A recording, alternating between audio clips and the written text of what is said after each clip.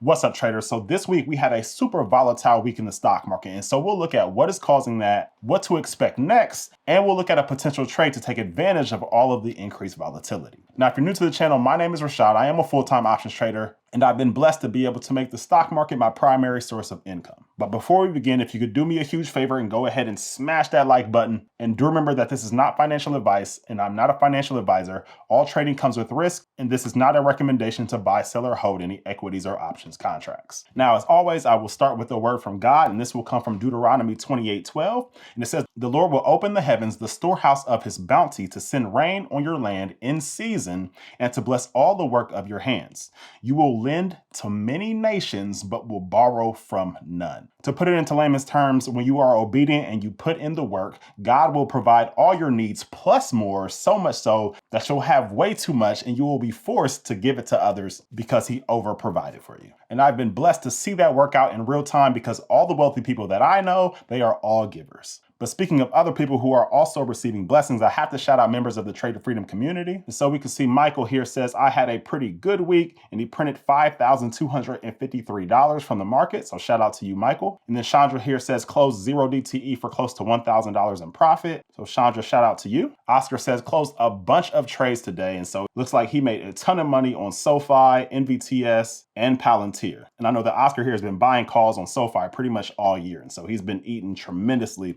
off of that. But if you know anybody who would like to trade to freedom, we have a program for people who like day trading, and we also have a program for people who like weekly to monthly income for those who are a little bit more busy. You'll get to see my exact trades. You'll get access to the course. You'll have access to ask me questions at any given time. Lastly, you'll be within a community of other people who all have the exact same goal. So if you know anybody, the link is below in the description. But with that, let's get down to business. All right, so here we are looking at the chart for SPY, which follows the S&P 500. And I have the weekly candles pulled up. And even with all of the chaos that is going on in the market right now, you would think that we were down pretty bad.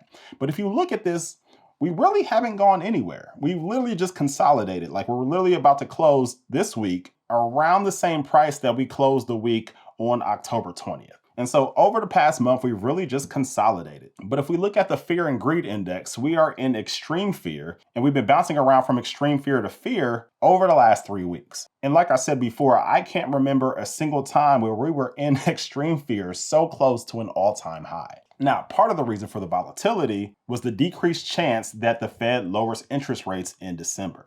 And so if we look here, the current chance of them lowering interest rates next month is 43.6%. But if we come down here, if we look at what it was a month ago, we had a 94.4% chance that they lowered interest rates. And so when we compare what we thought about a month ago compared to now, it is quite a difference. As you can see here, we have a higher chance that they just hold rates than we have that they cut rates. Now, another reason why it's been hard to judge what the Fed will actually do is because we're just now ending the government shutdown. And previously, we thought that we would receive all of the CPI and job data for October once the government shutdown was ended. However, that looks like that is not going to be the case. Now, about 3 days ago, I warned the Trade of Freedom community that if they refuse to release the data, it's probably a very bad sign.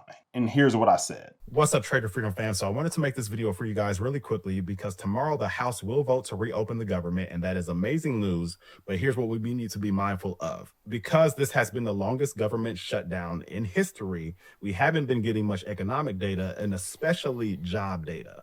And so that means that things could reopen, that there's a chance that all of that missing data could all be put on us all at once. And so if the numbers come in bad, then we could see some really red days in the market. And right now it's unclear if the head of the BLS, so the Bureau of Labor and Statistics, it's unclear whether they will actually release the data immediately, but I want everyone to be mentally prepared just in case this were to happen, because the little data that we have received so far about job data over the past month has not really been good at all. And so my personal guess is that if the data is like really, really horrible, that Trump will probably step in and delay or block the release of it altogether. That's my guess. But again, that's just speculation.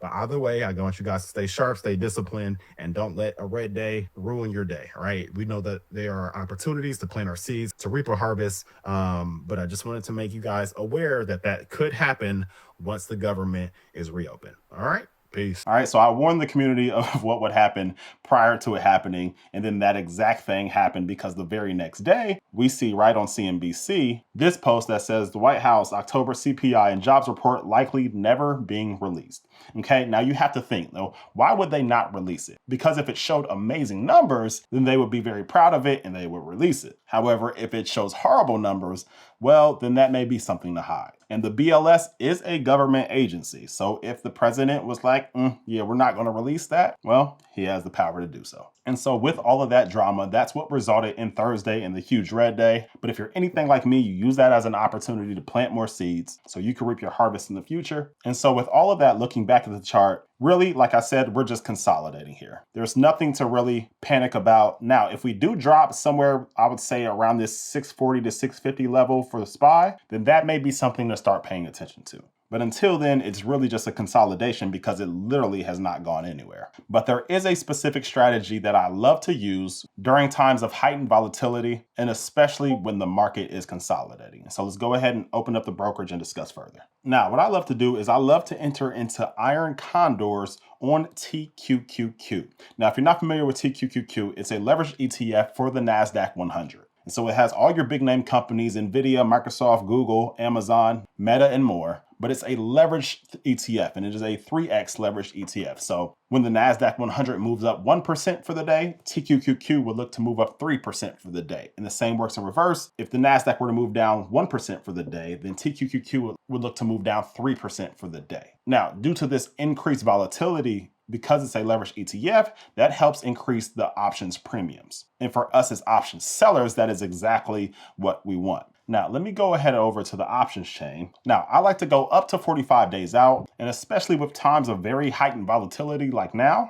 then I will certainly utilize a good chunk of that time frame. And so moving here, I may go all the way up to 45 days. So let's say I use this date that's 42 days out from now, and we can see that the expected move would be plus or minus $18. And so let's go ahead and start setting up our iron condor. And so we'll start with the put side. And so on the lower end, $18, 104 minus 18 would be about $86. And so if we come over here, I'd be okay with selling this $85 strike or less. However, maybe if you want to be a little bit more conservative, then you could probably come out to the $75 or $80 strike. And so let's just say for the examples of this video, we selected the $80 strike, and all we need to do now is buy to open any strike under that. And so let's say I want to make this a $15 wide iron condor. Well, if I'm selling the 80, then I could just come up here and buy to open the $65 put. All right. And so now we have our put credit spread in place, but now we need to do the call side as well. And so I'll just come over here and I'll scroll down, and then I'll follow the exact same process. So the expected move is about $18. And so 104 plus 18 will put us around 122. And so I'll come down here and I just want to select a strike that is above 122. All right. And so we can see here at the $122 strike, it's about a 0.26 delta. And I probably want to be a bit more conservative than that. And so I'll probably scroll down a little bit more. Let's say I like this 0.17 delta at $129. And so I'll sell to open that strike. And then I'll come down here and I will buy to open this $145 strike. All right, and so now we have our iron condor set. And we can see right here that I'll make $290 per contract. Now, of course, you can come down here and select however many contracts that you like. For the purposes of this video, we'll just stick to one, but you'll make $290 per contract. Now, if I come up here and I show you the P&L curve, then you can clearly see here that our goal here is just for TQQQ to stay within the range that we set. We sold to open that $80 put, and then we sold to open that $129 call. And so we want for the stock price of TQQQ to just stay within the range of $80 to $129. And if that happens, then we just make our money and we go about our day. However, if it were to drop too much to either side, so if it fell below $80, we can see our break even would be $77.10. And then we will receive a max loss if it dropped below our strike of 65. And then on the call side, our break even would be $131.90. And then we will receive a max loss if the stock price went above $145. Okay, and in this situation, our max loss would be $1,310. However, what I love about TQQQ is because since it follows the NASDAQ 100, you typically don't have to worry about the stock like jumping up 20% in a day or dropping 20% in a day because of an earnings call or because of crazy things like that. And so typically in either direction, you can see any danger coming. And so what I personally like to do is I will buy shares either way if either strike gets threatened.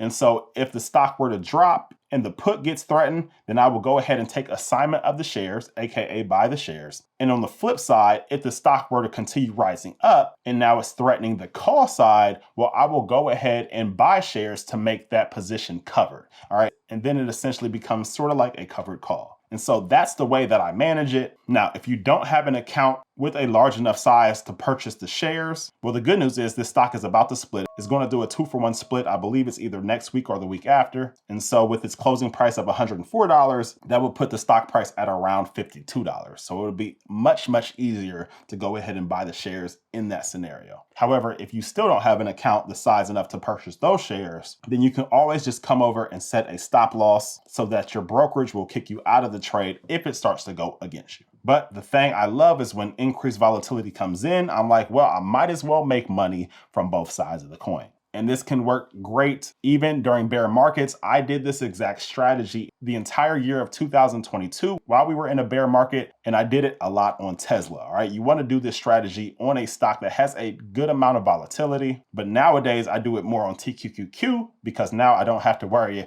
about Elon Musk tweeting something and making the stock move a crazy amount. All right, but let me know down in the comments below if you plan on using this strategy. And again, if you know anybody who would like to trade for freedom, we would absolutely love to have them. Link below in the description, but I will see you guys on the next one. Peace.